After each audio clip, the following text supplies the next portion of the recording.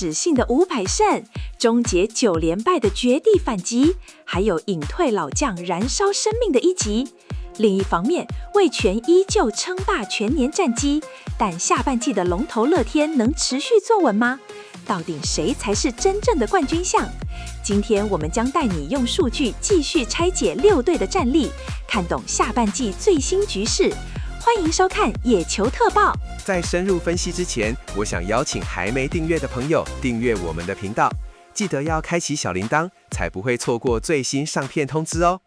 如果想知悉我們產出更多深入的分析，也超級歡迎加入頻道會員。還有，跟大家分享，史迪芬頻道商店正式上線嘍！現在就點開底下資訊欄的商品，或是影片結束後來商店逛逛，裡面有我們精選的職人好物，帶走喜歡的商品，就是給頻道最實質的鼓勵哦。好，我們趕快進入上周的戰報。我們先從戰績表來看，上周最風光的球隊絕對是味全龍吧？沒錯，味全龍上周5場比賽拿下了4勝，勝率高達80%，這真的非常恐怖。但如果你仔細去看數據，你會發現一個很有趣的現象：味全龍場均得分其實只有3.4分，並不算特別突出，但他們的場均失分竟然低到只有2.4分。這種窒息式的防守和投手壓制力，才是他們能持續贏球的本錢。相比之下，樂天桃猿雖然排在第2，表現也非常穩定，但整體的統治力感覺還是味全龍略勝一籌。說到統治力，統一獅上周的情況有點尷尬。雖然他們的投手群表現是全聯盟最好的，場均失分只有2.0，但場均得分竟然也只有2.2分。這種投高打低的情況，讓他們輸掉了很多只有1分差的比賽。看球的球迷心臟應該都很受不了。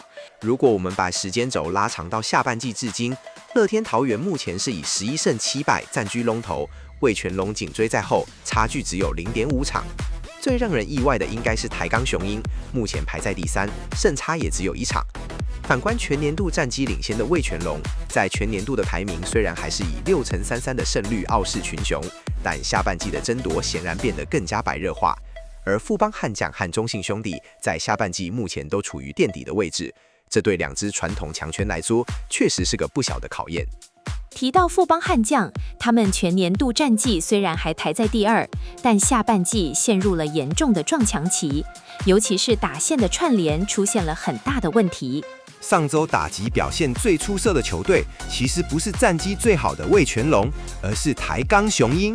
他們的加權上壘率 WOBA 高達.358，SOPS Plus 來到116.6，這代表台鋼打者的選球非常有耐性，保送率10.3%是6隊最高，每打席用球數也是最高。他們並不是盲目出棒，而是像獵人一樣在等待對手失投，然後給予致命一擊。這種本壘板紀律對於一支年輕球隊來說非常難能可貴。那中信兄弟呢？他們的打擊率上周可是突破了3成，是全聯盟唯一的一隊。為什麼戰績卻沒有反映出來？兄弟上周的揮空率只有14.2%，三振率更是壓低在11.7%，這數據真的漂亮。中信兄弟顯然是做到了確實擊球，要把球打進場內制造壓力。但問題在於他們的長打率 ISO 只有.053，絕大多數都是一壘安打。這種缺乏重炮支援的打法，在得點圈有人時，一旦對方守備站位精準，就真的很難換成分數。那統一獅的問題是不是更嚴重？我看數據顯示，他們的 ISO 只有.048，甚至比兄弟還低，而且保送率在聯盟墊底，只有3.9%。沒錯，獅隊現在面臨的就是無長打又躁進的雙重危機。他們的每打席用球數只有3.661，是聯盟最低。這代表打者太想攻擊了，往往在還沒看清楚球路前就出棒，結果就是擊出很多軟弱的球。如果不能改善這種攻擊策略，單靠短程安打來串聯，真的很難維持高得分。而富邦悍將的情況更糟，三振率超過2成，揮空率高達23.3%。這顯示打者在量好球後的纏鬥能力幾乎是0，完全被對方的投手牽着鼻子走。看完打擊，我們來聊聊投手。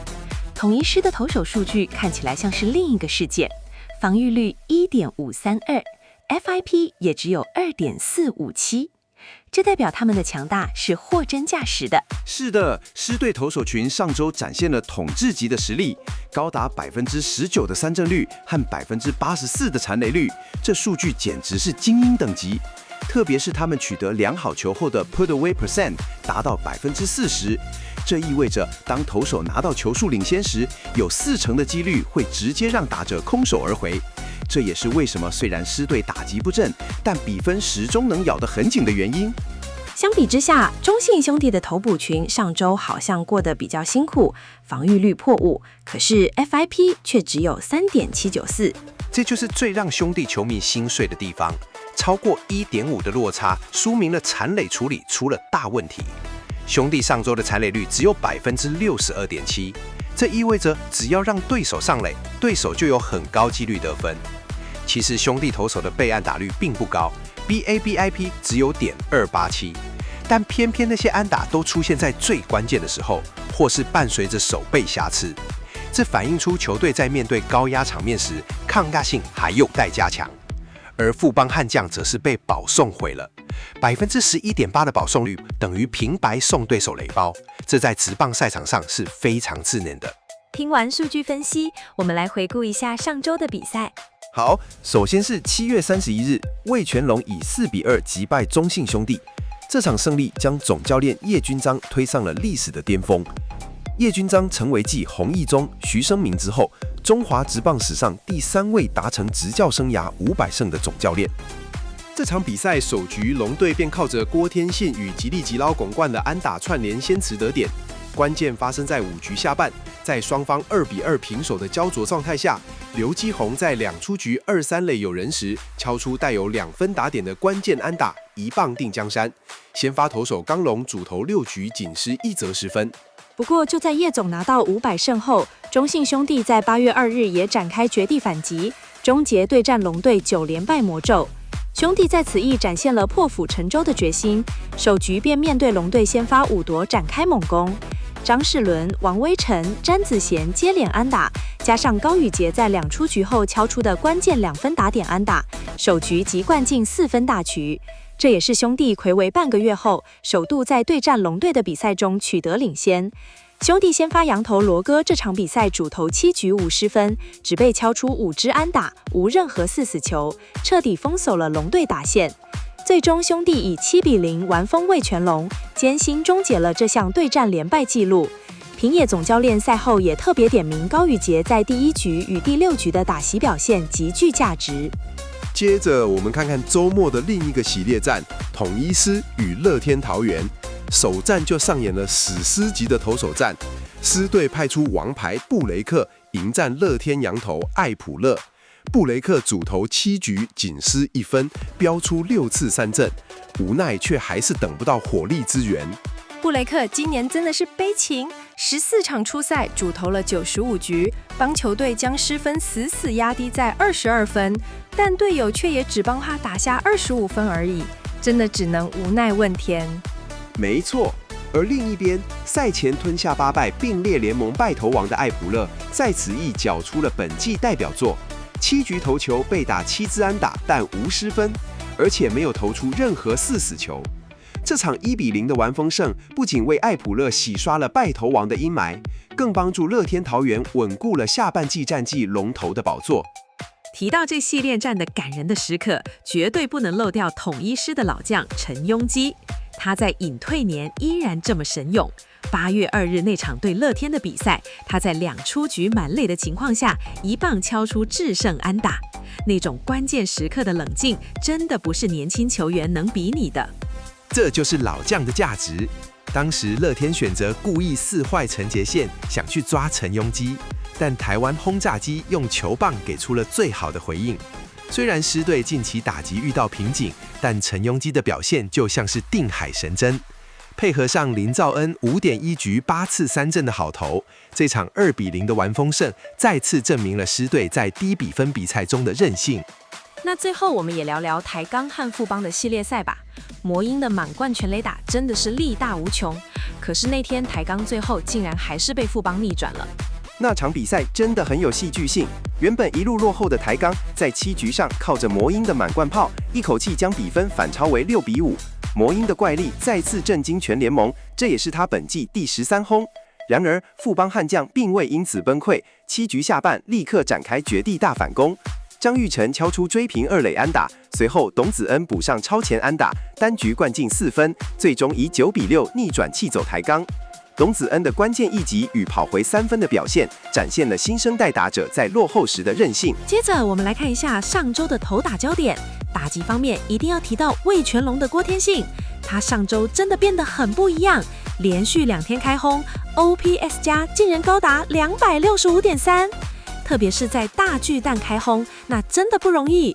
當一個開路先鋒具備長打能力時，對方投手壓力會倍增。如果他能維持這種擊球出路，味全龍的打線威脅會提升一個檔次。而台鋼雄鷹的魔鷹上周 WOBA 高達534，創造了全聯盟最高的7.0 RC 製造得分。他的滿貫全壘打不僅是打擊技術的頂尖展現，更是對於對方投手心理的巨大壓迫。只要魔鷹站在打擊區，台鋼的攻勢就能瞬間產生核爆級的質變，高達381的純長打率，證明他是目前聯盟中最令對手畏懼的打者。沒錯，再看看投手，中信兄弟的羅勾在球隊最辛苦的時候站出來，用一場7局無保送、無失分的表現終結連敗。進階數據看他的 FIP 只有 1.39， 這幾乎是無解的表現。他在比賽後半段增加指叉球的比例，讓龍隊打者完全抓不到節奏。另外，我也想提一下味全的蔣漢，他連續13場優質先發，防禦率只有 1.41， 穩得讓人覺得可怕。他現在就是聯盟最強投手的代名詞。最後，我們來看看接下來的局勢發展。